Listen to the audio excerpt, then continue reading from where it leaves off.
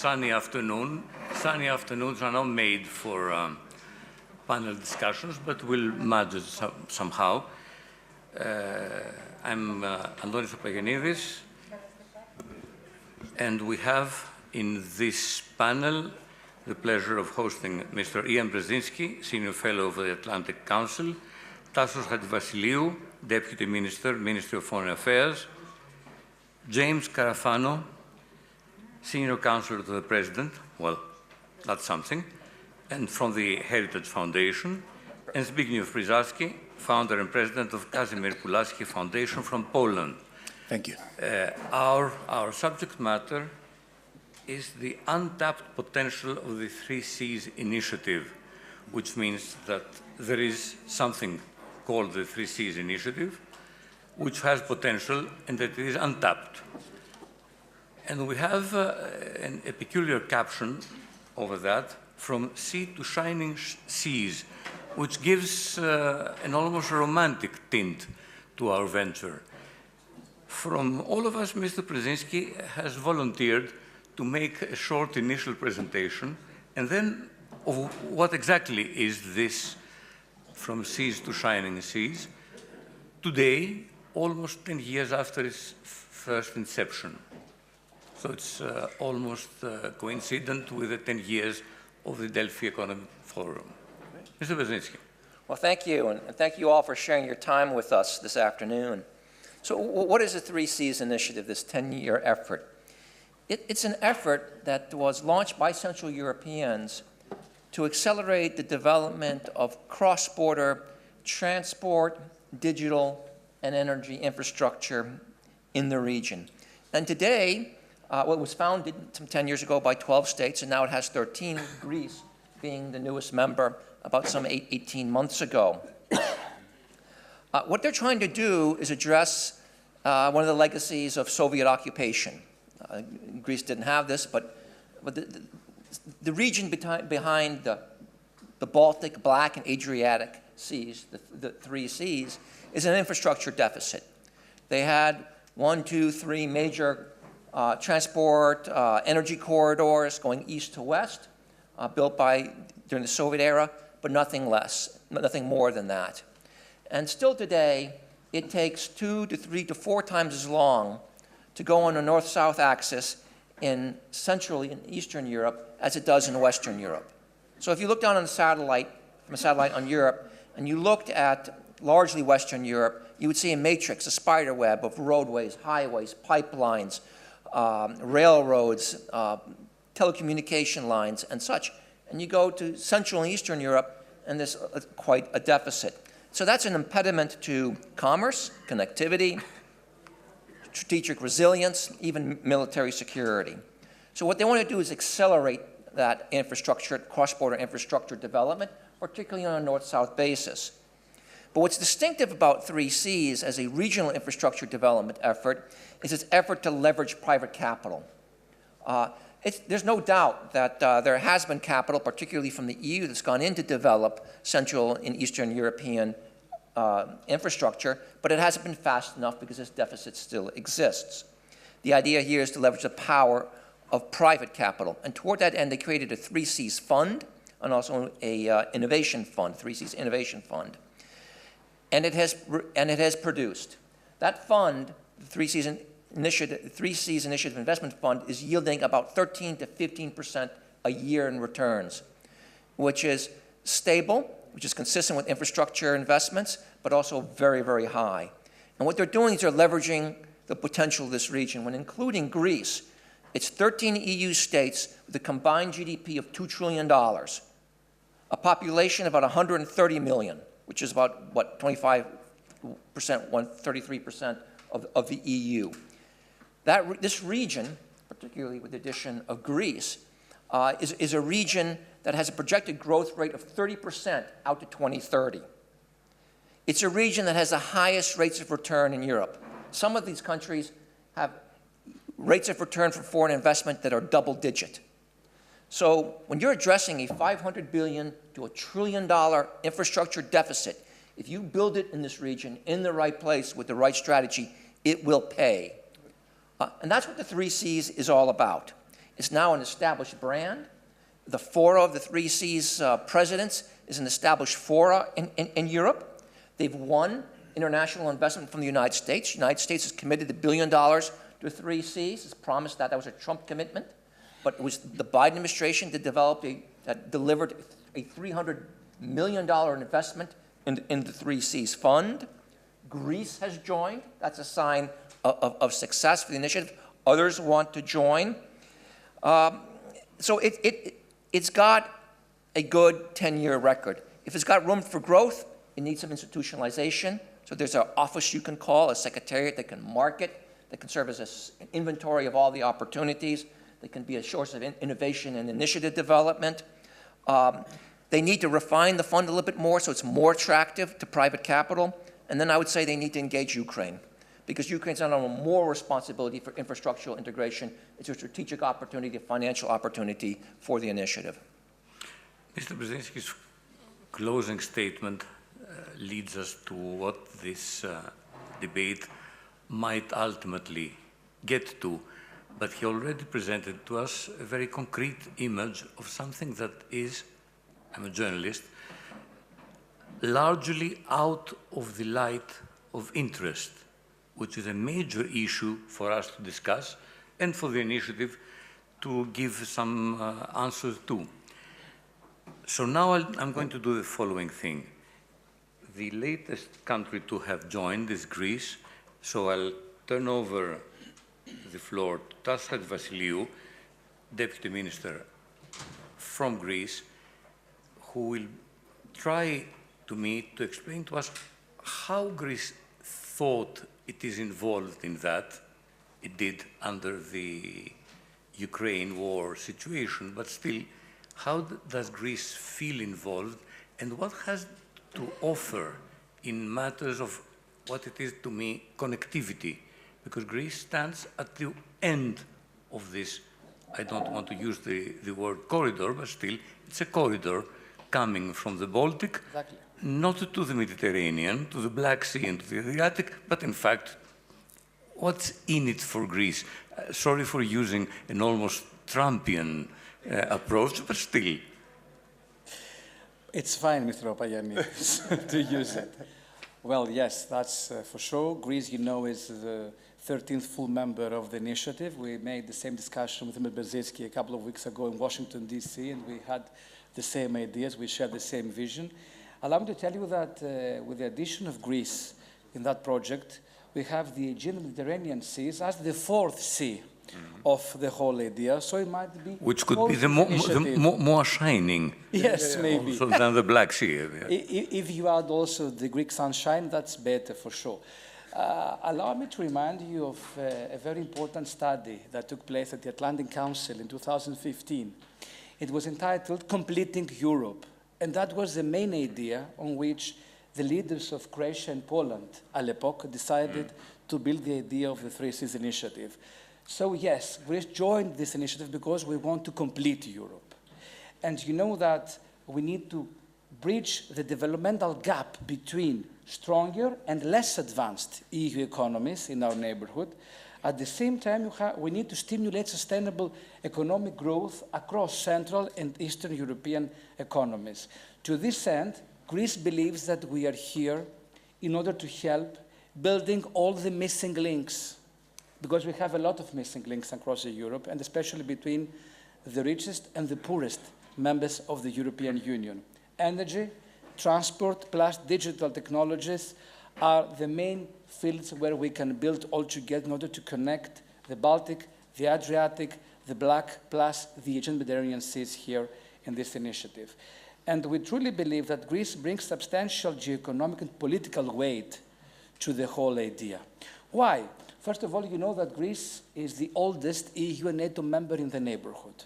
So we are a security provider in an area that had produced a lot of history, you know that, especially the previous decades and the previous century.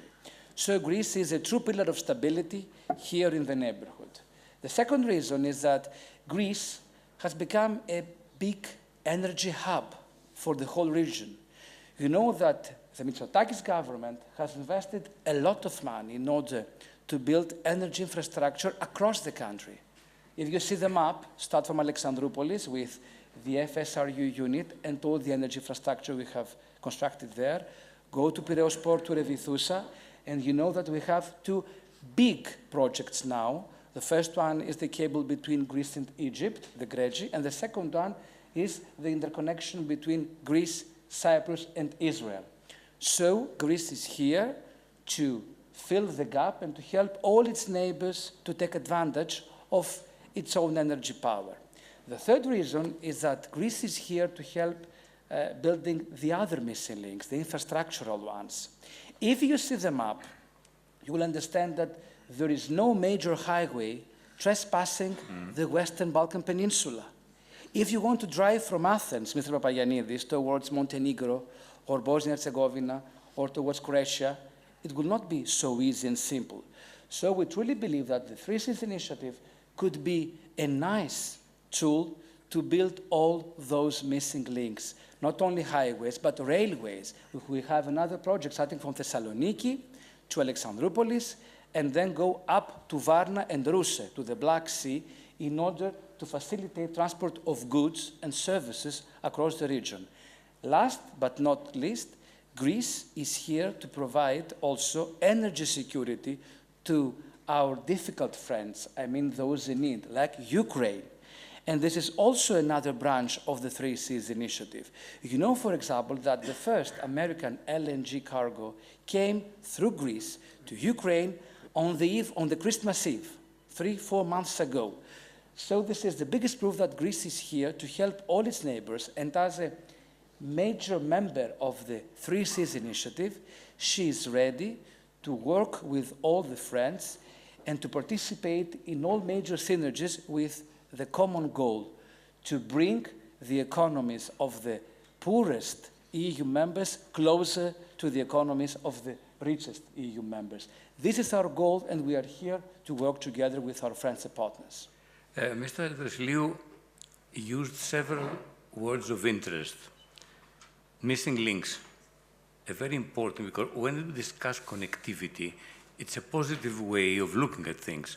But if there are missing links, you don't have connectivity, you have the dream of connectivity. He then used a long-forgotten word in the, let's say, in international relations, neighbors. Real neighborly behavior is something to be treasured in our days. But he also used, and I may ask him a bit of a question there, readiness. Greece is ready. Talking transports and missing links, Greece is known for its highways. Greece is not really known for its railways. But moving bulky, important cargoes from one place to another through thousands of miles needs railway infrastructure. Is there something like a start of interest on infrastructure building on railways in the Three Seas, although they are called Three Seas project? Yes, I know that we have some difficulties in the railway infrastructure in the country. You all know that. But I can reassure you that it is one of our primary goals to attract investment and to attract funds from European tools in order to boost our railway services. And as I told you before, to interconnect them with the other railway systems across the region. And you know why? There is a broader vision, broader than the Three Seas Initiative. This is the IMEC, the India, Middle East, Europe corridor, economic corridor. We truly believe that the combination of the 3SI and the IMEC is making a big case here in the region. And yes, I agree with you, Mr. Papagiannidis, we have to move forward and quicker in the railway sector, and I truly believe that we could attract investment and funding in order to bring Greece closer to Bulgaria, I mean through railway, to Romania, to Moldova, to Ukraine, and far beyond. We are here to make it happen. And as I told you, IMEC is on the top of our agenda, which is strictly connected to the notion of the Three Seas Initiative. IPEC being, in fact, the completion eastwards of whatever we build in this place, in this part of Europe. Now over to Mr. Pisarski. He comes from Poland. Poland is, in fact, in the focal point of the Three Seas initiative. It's the larger country that is implicated, and it has had very good economic results for the last years, and it is in a fighting mood, if I say so. Not Mr. Pisarski in person, but Poland has taken a leading role in several fronts. How does Poland view the 3SI? Thank you very much for this question. Being from Poland, which is a country which for the last 30 years has the most steady economical growth, even during the 2008 crisis, Poland was the only country in Europe with green colors, still having positive GDP growth. And being from the country where we are building the largest land army in Europe, it speaks for itself that we have not only challenges, but also obligations and opportunities which comes from the economical strength that Poland is building. But since I'm not a politician, I would like to be also pretty honest. And if we take a look at the origin of Free Sea Initiative, the origin came from the fact that that Poles were not skillful in using Brussels for its own interests. So we focused more on that where we were able to have a leverage and where we had partners, including American government at the time of creation of Free Sea Initiative. May I say that Warsaw has become far more adept in using Brussels and even in shifting the climate in Brussels. Is that not? Yes, but I'm saying that the landscape has changed over the last decade. And also tools that Poland was able to use at the origin of Free Sea Initiative are also broader right now. Mm-hmm. So after the Brexit, Poland should take the seat in the first row in the European Union and co-lead European Union structures together with French and German, also for its own interest and for the interest of the countries of Free Sea region. We didn't. But time has changed, and if we take a look at the challenges that we have in the eastern flank of European Union, they not necessarily changed. I mean, we have a war in Ukraine, and when we look at the role that Poland is playing in this conflict, it's mainly logistics. As General Bradley rightly said, that, how was that, precisely, that naive people are discussing wars and we and strategists are discussing logistics. But this is what is a real challenge, and our colleague Ben Hodges was regularly asking and advocating for military Schengen in EU. So overlapping those economical projects. Would you take 2 minutes to explain what exactly military Schengen is? Because it's a huge problem. Of course. You know, right now you can travel freely from Spain to Baltic states without stopover if you have enough energy. But you cannot help your fellow colleagues in Poland if you are from Germany by sending German troops to Poland to defend the Polish border.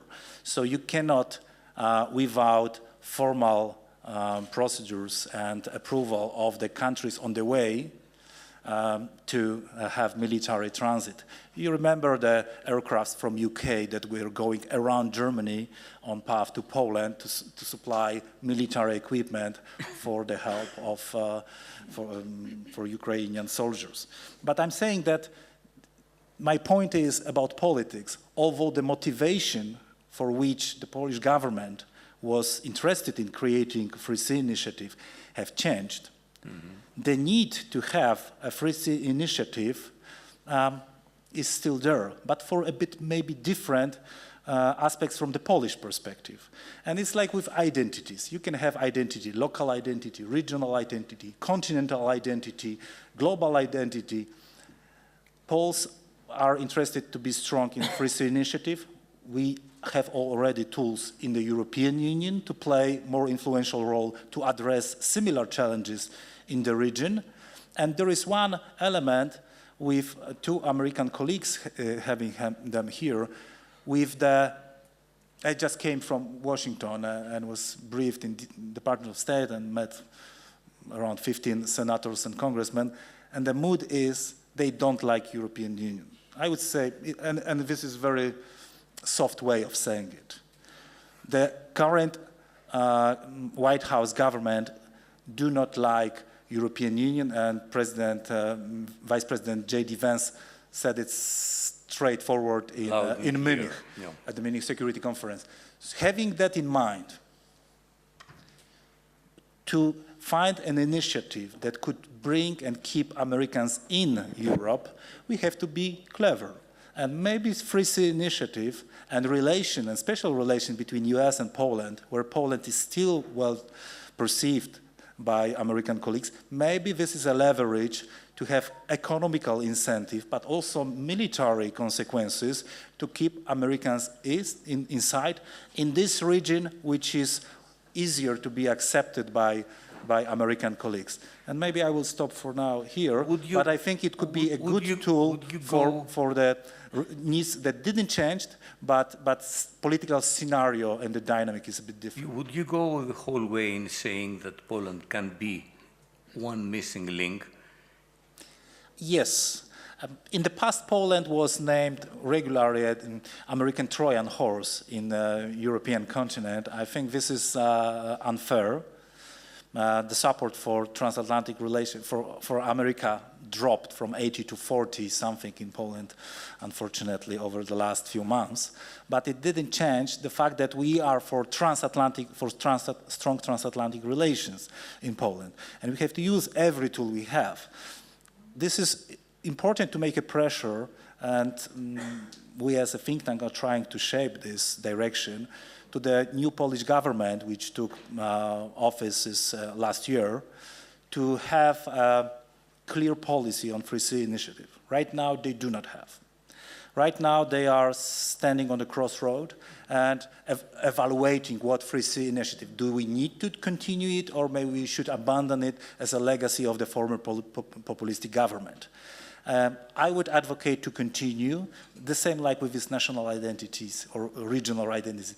There's never too many tools to have ways of support for your interests. Our interests are here in the region, and if we have this tool, let's not waste it. Let's use it as an additional lobbying platform to develop this region where there is still a lot of vacuum. It's not saturated economically, it's not saturated infrastructurally. So Poland should have a driving role, leading role in this process. Honestly, without Poland, it will be very difficult to keep free sea initiative to be continued. So thank you, I hope that the Pisarski. government will take this decision soon.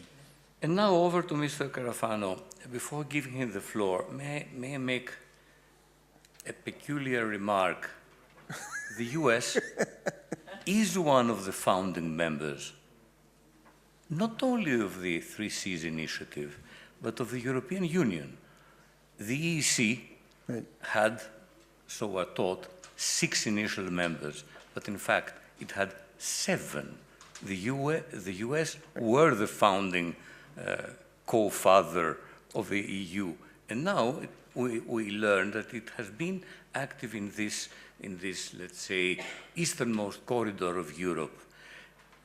This is the first remark before giving the floor. The second one is even more important to my eyes. The one of the seas, of the 3 or the 4 seas, the Black Sea.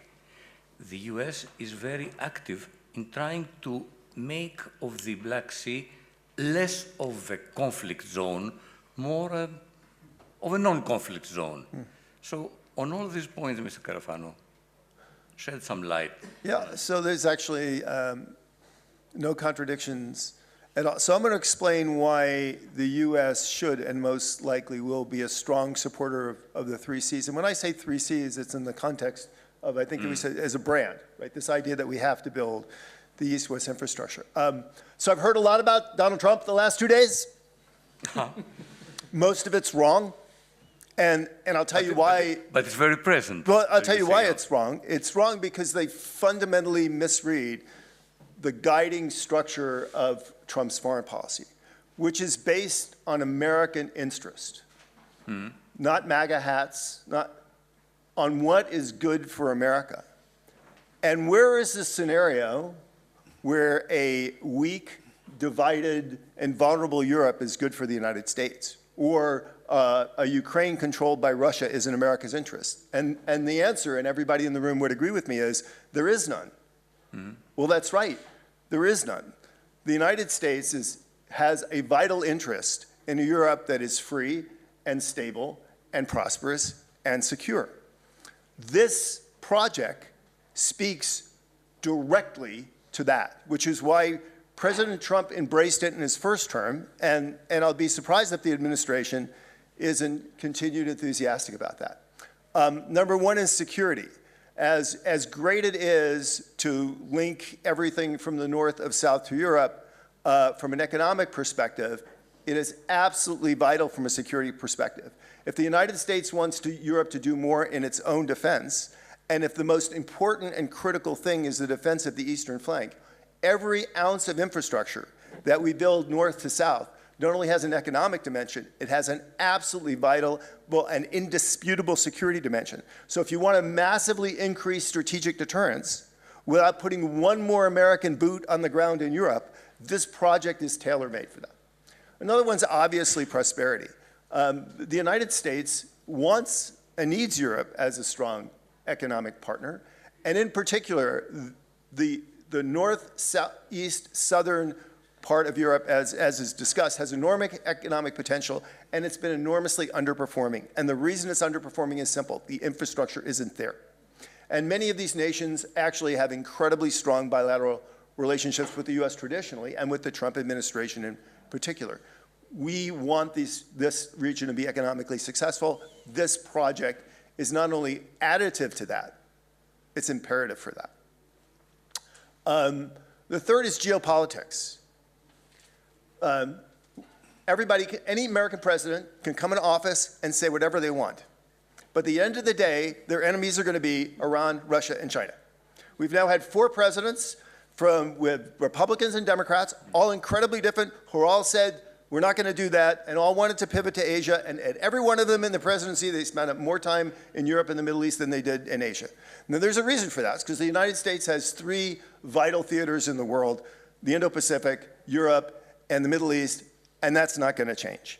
And diminishing China and Russia and Iran's ability to be destabilizing in any of those regions is good for us. What is awesome about the 3 Cs and really all these economic corridors is they rob places for adversaries to meddle and be destructive. And I just want to finish on this thought because I actually believe that this is going to be the most important component of America's strategy. It's not about NATO, which is a settled issue. America's not leaving NATO. It's not about the tariff stuff. The tariff stuff will work its way out. The core of American strategy is going to focus on corridors. And the reason for that is no nation on the face of the earth today has the ability to create a hard sphere of influence. Not the United States, not the Chinese anymore, certainly not the Russians, not the Iranians. We are never going back to a Cold War where you got your part of the world, I got my part of the world, have a nice day. You know, we're not going to see the recreation of imperial empires like the UK. Nobody has the power to do that. So what is plan B? If you don't want plan C, which is we just start killing each other. Plan B is we create corridors of free and open spaces that allow people to link together and do and create the business that they want. That is the safety valve for global growth. It is the new form of globalization. In many ways, it is creating the most ancient trade routes that always united this planet, because the one thing that doesn't change is geography. And so what I think is going to be the core of American strategy is not just support for the 3 Cs, and we mentioned IMEC. And for those of you who don't know, there's actually a number of corridors. There's IMEC, the Turks want to build a corridor, great. But it's this idea that we need to really triple and quadruple the input through the Middle East to move goods and services. So it doesn't matter how safe and secure the Suez Canal is, right now it's not, to get there, but we could triple or quadruple that throughput when we have the economies like India expand tremendously, adding in the business, increasingly the Europeans, the Japanese are doing business here, other countries as well. What IMEC does is it builds redundancy in supply chains, which we've all learned are absolutely vital. It creates new economic opportunity. It brings other countries into the system. And most importantly, it really opens up the capacity for trade across the Eurasian space. So IMEC dumps into the Mediterranean. I mean that in a nice way.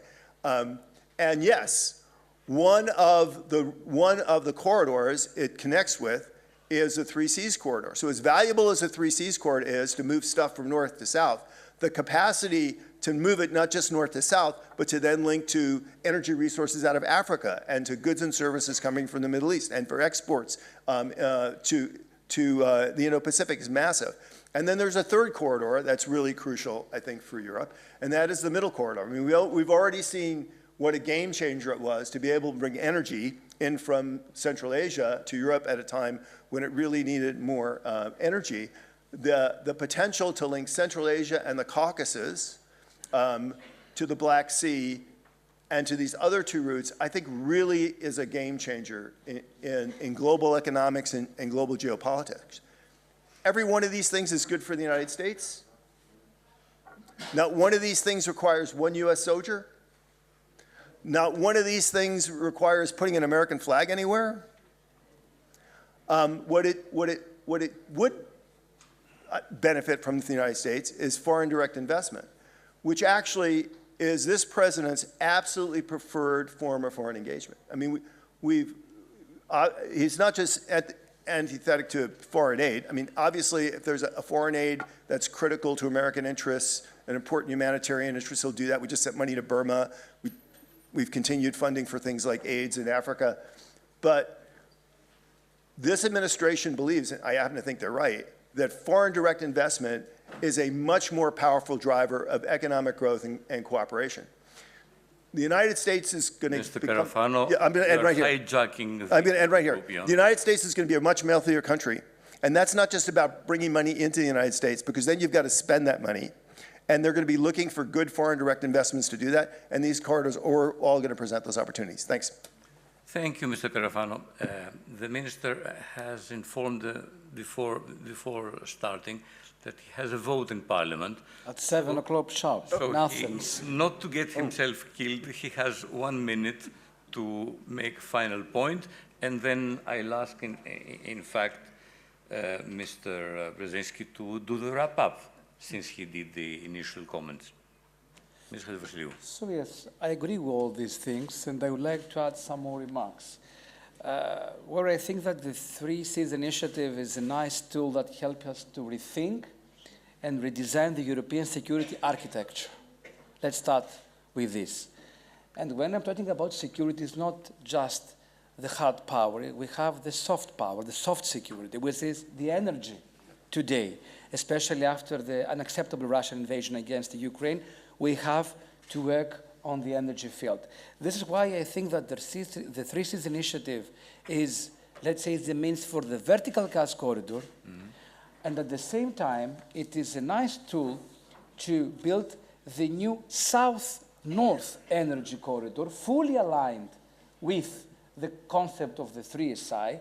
And you have to add as well that Greece stands at the forefront of this transformation across Europe. And when I'm talking about energy, I want to tell you something last, that Greece is the hub, the main entry point for clean energy to the European market.